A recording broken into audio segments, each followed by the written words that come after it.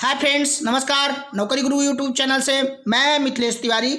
आज मैं आपको विदेशी लेखक फाहियान के बारे में बताऊंगा। चीनी यात्री फाहियान, जिसका पहला नाम कुंग था, कुंग के नाम से ये जाना जाता था।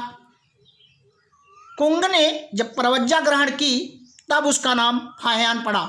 इसके पहले वो कुंग के नाम से जाना जाता था। चीनी भाषा का फा का अर्थ धर्म विधि है और हियान का अर्थ आचार्य व रक्षक है। तो फाहियान दो शब्दों से बना, एक फा और दूसरा हियान।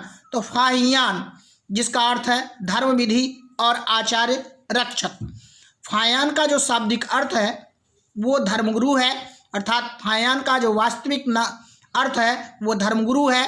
धर्मगुरु होता है और धार्मिक दीक्षा ग्रहण करने के लिए बौद्ध धर्म के ग्रंथ त्रिपिटक के अध्ययन के लिए 399 में वो 4 भिक्षुओं के साथ भारत आया।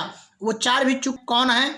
हवे किंग हैं, ताओचिंग हैं, हवेयन हैं, हवेबोई हैं। उनके साथ ये भारत की यात्रा पर आया और 6 वर्षों में मध्य देश पहुंच गया।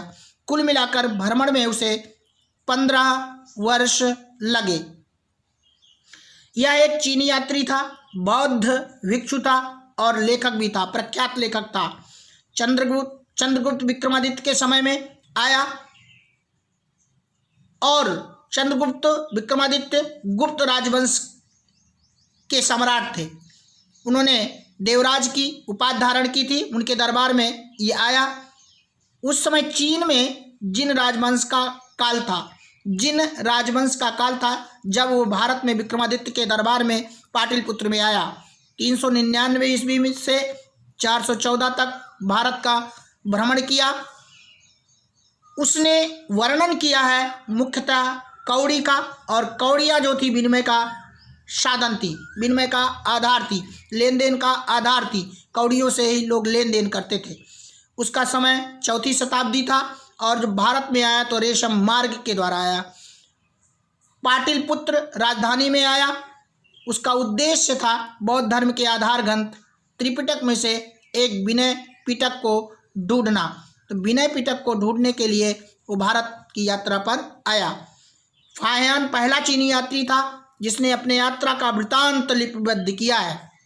भारत की यात्रा पर आने वाले पहले चीनी भिक्षु जिसका यात्रा वृतांत बौद्ध राज्यों का अभिलेख के नाम से जाना जाता है। बौद्ध राज्यों का अभिलेख के नाम से लिखा गया है।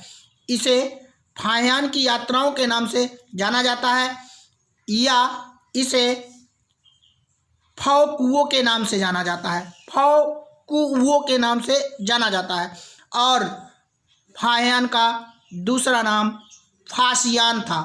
फाहियान का दूसरा नाम फासियान था। तो 3 नाम मिले फाहियान का। कुंग प्रवज्जा ग्रहण करने के बाद फाहियान और फासियान भी इसका नाम मिलता है। तो मिलता हूँ कुछ नया लेकर के। धन्यवाद, नमस्कार।